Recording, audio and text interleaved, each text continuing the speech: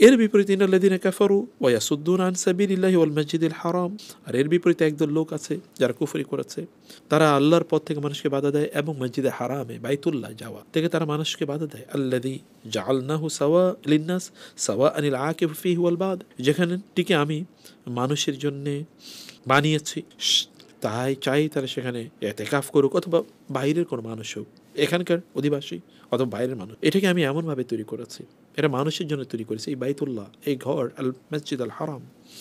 অতএব সেখানে সবাই যাবে, সেখানকার অধিবাসীর অথবা দূর দূরান্ত থেকে তারা সেখানে যাবে। ওয়ামাই ইউরিদ ফিহি বিলহাদিন বিজুলমিন নুযিকহু মিন আযাবিন আলিম, যারা এই বাইতুল্লাহকে কেন্দ্র করে সামান্যতম জুলুমের চিন্তা করবে, এই বাইতুল্লাহর হারাম বা এর যে মর্যাদা আছে, এই মর্যাদাকে যারা সামান্যতমভাবে কম্প্রোমাইজ করবে, এটা অনেকভাবে হয়। যখন আপনি সেখানে যাচ্ছেন তখন সেখানে আপনি ওইখানের যে আদব শিষ্টাচার আছে এটাকে ঠিকমতো মেনটেন করছেন, এবং ওইখানকার যে হক আছে হক আদায় করছেন, অথবা সেখানকার যে দাবি আছে দাবি পূরণ করছেন না। আপনার সামর্থ্য আল্লাহ দিয়েছেন, আপনি যাচ্ছেন না, অথবা আপনি সেখানে যাওয়ার পরে সেখানে আপনি সময়টাকে এমনভাবে কাটাচ্ছেন যেটা ওই জায়গার দাবি না, এভাবে কেউ যদি করে, অথবা এখানে গিয়ে কোনো অন্যায় কাজ করছে, সেখানে গিয়ে সে অশ্লীল জিনিস দেখছে, অশ্লীল কথা বলছে, অশ্লীল আচরণ করছে, এমন কোনো কাজ যদি করে, অথবা বেদাত করছে, শিরক করছে, কুফরি করছে, ইসলাম বিরোধী কাজ করছে, জেনা ব্যভিচারের মতো কারণ অশ্লীলতার দিকে তার দৃষ্টি পড়াচ্ছে, এগুলো যদি করে, নুযিকহু মিন আযাবিন আলিম, আমি তাকে ভয়ঙ্কর শাস্তি প্রদান করব। ওয়াইয বাওয়া'না লিইব্রাহিম মাকানাল বাইতি আল্লা তুশরিক বিহি শাইআ ওয়া তাহহির বাইতি লিত-তাওয়াফিন ওয়াল কায়িমিন ওয়ার রুকআই সুজুদ। এখন থেকে মূলত হজের বেসিক আগে ভূমিকা আল্লাহ তাআলা দিয়েছেন, এবার হজের মূল আলোচনাতে আল্লাহ তাআলা চলে আসলেন। ওয়াইয বাওয়া'না লিইব্রাহিম, যখন আমি ইব্রাহিমের জন্য এই বাইতুল্লাহর জায়গাটাকে আমি নির্ধারণ করে দিয়েছিলাম যে এটা হচ্ছে বাইতুল্লাহ, এটা হচ্ছে আমার ঘরের জায়গা, এবং এই ঘরকে তুমি বানাও, আর তার আগে তুমি যেটা করবা তা হলো যে আল্লাহ তুশরিক বিহি, আমার সাথে কাউকে শরীক করবা না, তুমি কেবল একনিষ্ঠভাবে যা করবা আমার জন্য করবে, everything you should do for me, তুমি সব কিছু আমার জন্য করবে। ওয়া তাহহির বাইতি লিত-তাওয়াফিন, এবং আমার এই ঘরটা তুমি বানাও, পবিত্র করো, লিত-তাওয়াফিন, যারা তাওয়াফ করতে আসবে, ওয়াল কায়িমিন, এখানে তাওয়াফ এক নম্বর কাজ, এখানে মানুষ যাবে তাওয়াফ করার জন্য, তাদের এক নম্বর কাজ হচ্ছে তাওয়াফ করা এখানে।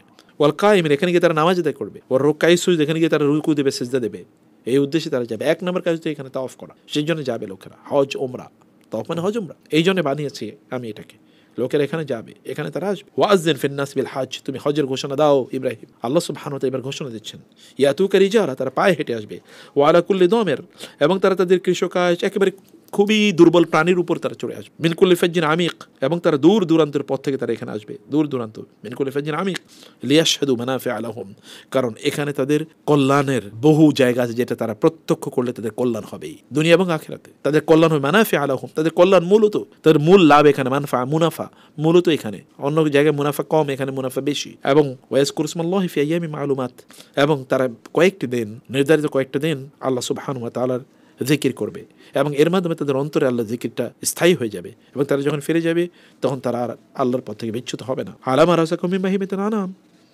এবং আল্লাহ তাআলা তাদেরকে যেই পশুগুলো দিয়েছেন যেগুলো তারা খায় এবং তাদের খাবারের জন্য ব্যবহার করে, খাদ্যের জন্য তারা ব্যবহার করে, কারণ আমাদের অধিকাংশ খাবার কোনো না কোনোভাবে পশুর সাথে সম্পৃক্ত। মাতাআল্লাকুম ওয়া লিআনআমিকুম, কোনো না কোনোভাবে আপনি যেটা খান এটা আবার পশুর মাধ্যমে এটা আবার তৈরি হয় কোনো না কোনোভাবে, সেটাই আল্লাহ সুবহানাহু ওয়া তাআলা। আবার আপনি নিজেও খুব পশুর জন্য খাবার তৈরি করেন, তাই না? ফাকুলু মিনহা, তুমি নিজে খাও, ওয়া আত'ইমুল বা'ইস আল ফাকির, এবং যারা একেবারে হত দরিদ্র তাদেরকে খাওয়াও, নিজেই কেবল খাওয়া এরকম না। সুম্মা লিয়াকদু তাফাসাহুম, এরপর তোমাদের হজের কাজ শেষ, কোরবানি শেষ করেছো তোমরা, তারপর তোমাদের যে এতদিন হজ করতে গিয়ে তোমরা যে ইহরাম অবস্থায় ছিলে সেখানে তোমাদের চুল দাড়ি এগুলো বড় হয়ে গেছে, নখ বড় হয়ে গেছে, চুল বড় হয়ে গেছে, নখ বড় হয়ে গেছে, বা কিছু অবাঞ্ছিত লোম বড় হয়ে গেছে, সেগুলো তোমরা এবার কি করো, এগুলোকে তোমরা পরিষ্কার করো। ওয়াল ইউফু নুযুরহুম, তোমাদের যদি কোনো মান্যত থাকে এটাকে পূর্ণ করো। ওয়াল ইয়াতাওফু বিল আতিক বিল বাইতিল আতিক, এবং তোমাদের ফরজ তাওয়াফ করো, হজের ফরজ তাওয়াফ করো। যালিকা ওয়া মান ইউআযিম হুরুমাতিল্লাহি ফাহুয়া খায়রুন লাহু ইনদা রাব্বি, এটা হচ্ছে আল্লাহ সুবহানাহু ওয়া তাআলা এই জিনিসগুলোকে তোমাদের জন্য পবিত্র করে দিয়েছেন,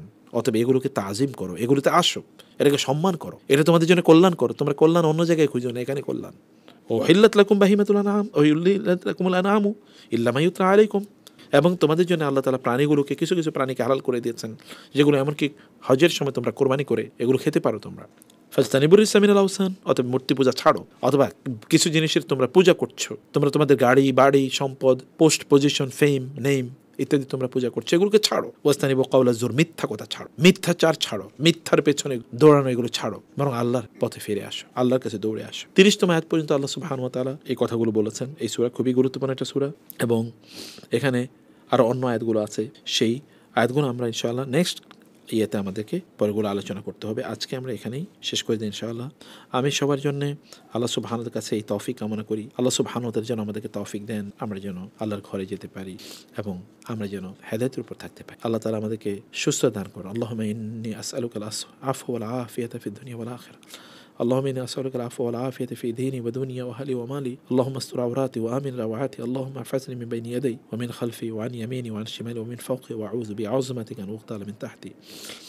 اللهم اقسم لنا من خشيتك ما تحول به بيننا وبين معصيتك ومن طاعتك ما تقربنا به جنتك ومن اليقين ما تهون به علينا مصائب الدنيا ومتعنا بأسماعنا وأبصارنا وقواتنا ما أحييتنا واجعلها الوارث منا واجعل ثأرنا على من ظلمنا وانصرنا على من عادانا ولا تجعل الدنيا أكبر همنا ولا مبلغ علمنا ولا تسلط علينا من لا يخافك ولا يرحم. اللهم آت نفوسنا تقواها وزكها أنت خير من زكاها أنت وليها مولاها. اللهم آت نفوسنا تقواها وزكها أنت خير من زكاها أنت وليها مولاها.